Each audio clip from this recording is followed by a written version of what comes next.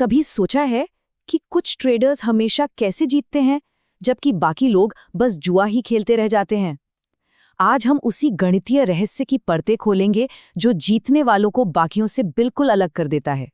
सोचकर देखिए, हर साल अपने इन्वेस्टमेंट पर 66% का एवरेज रिटर्न। सुनने में तो बिल्कुल नामुमकिन सा लगता है ना? पर ये सच है। ये हकीकत थी इतिहास के सबसे कामयाब फंड मेडेलियन फंड की।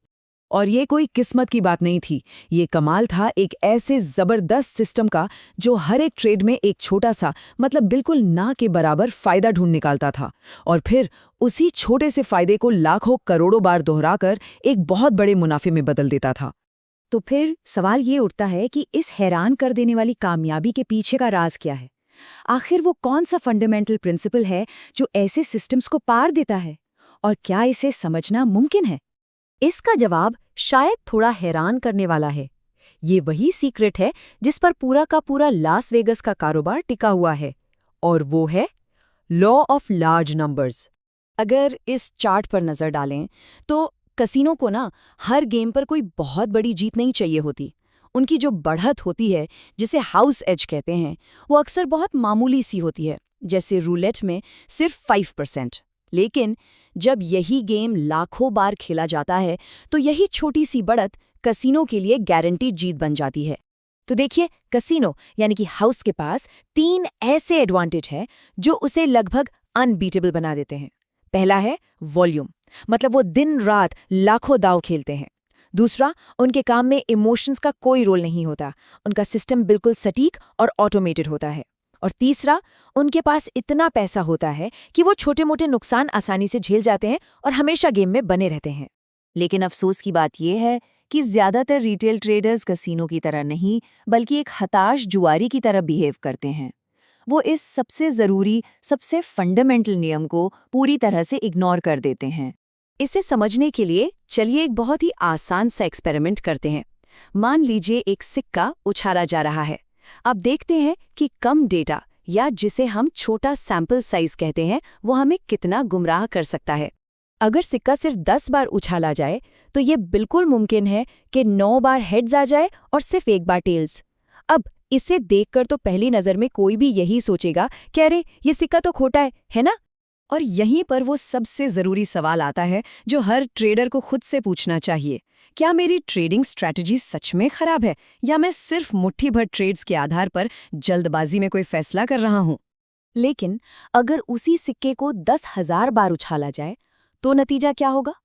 नतीजा धीरे धीरे, बिल्कुल धीरे धीरे असली 50-50 के एवरेज की तरफ आने लगेगा। जो छोटे मोटे उतार चढ़ाव थे वो सब खत्म हो जाएंगे और असली तस्वीर एकदम साफ हो जाएगी। यही तो है लॉ ऑफ लार्ज नंबर्स की असली ताकत। इसी गलत फहमी के चलते ट्रेडर्स अक्सर बहुत बड़ी बड़ी गलतियां कर बैठते हैं, जैसे कि सिर्फ 5 ट्रेड में लॉस होने पर एक अच्छी खासी स्ट्रैटेजी को बेकार समझकर छोड़ देना, या फिर इसका उल्टा, कुछ ही ट्रेड्स में हुए फायदे को देखकर एक खराब स्ट्रैटेजी पर आंख बंद करके भरोसा कर लेना।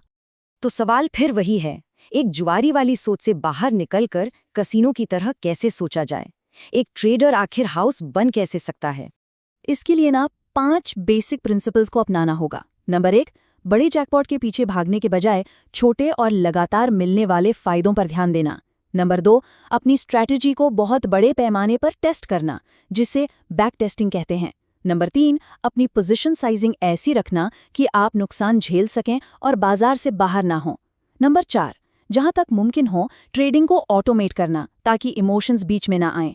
और 5वां और सबसे ज़रूरी, नतीजों से ज़्यादा अपने प्रोसेस पर भरोसा करना। तो फिर सवाल आता है कि कितना डेटा काफ़ी होता है? ये टेबल देखिए, इसमें ये बात बिल्कुल साफ है। 30 से कम ट्रेड का डेटा वो डेटा है ही नहीं, वो सिर्फ शोर है, नॉइज़ है। किसी स्ट्रैटेजी पर अगर थोड़ा बहुत भी भरोसा करना है तो उसके लिए कम से कम 500 से 1000 ट्रेड्स का डेटा देखना तो ज़रूरी है ही। इस पूरी फिलॉसफी को मेडालियन फंड के फाउंडर और महान गणितज्ञ जिम साइमंस ने अपने एक ही वाक्य में बहुत खूबसूरती से समेट दिया था। लेकिन ठहरिए, कहानी में अभी एक आखिरी ट्विस्ट बाकी है। हमें यह समझना बहुत जरूरी है कि बाजार और कसिनो का खेल बिल्कुल एक जैसा नहीं है। मार्केट में एक ऐसा छिपा हुआ खतरा है जो कसिनो में नहीं मिलता। मार्केट्स में एक चीज होती है जिसे फैट टेल्स कहते हैं। अब इसका सीधा सा मतलब ये है कि बाजार में अचानक होने वाली बड़ी बड़ी घटनाएं, जैसे 2008 का फाइनेंशियल क्राइसिस या कोई बड़ा क्रैश, ये किसी भी मैथमेटिकल मॉडल की भविष्यवाणी से कहीं ज्यादा बार होती हैं। एक सिक्के के खेल में कभी ऐसा कोई भयानक अनएक्सपेक्टेड नतीजा नहीं आ सकता। तो इसका मतलब क्या हुआ? इसका मतलब ये बिल्कुल नहीं है कि लॉ ऑफ लार्ज नंबर्स काम नहीं करता, नहीं, बल्कि इसका मतलब ये है कि बाजार के इस अनप्रेडिक्टेबल नेचर की वजह से एक ट्रेडर को अपनी स्ट्रैटेजी को सही साबित करने के लिए कसिनो से भी कहीं ज्यादा डेटा और कहीं ज्यादा अनुशासन की जरूरत पड़ती है।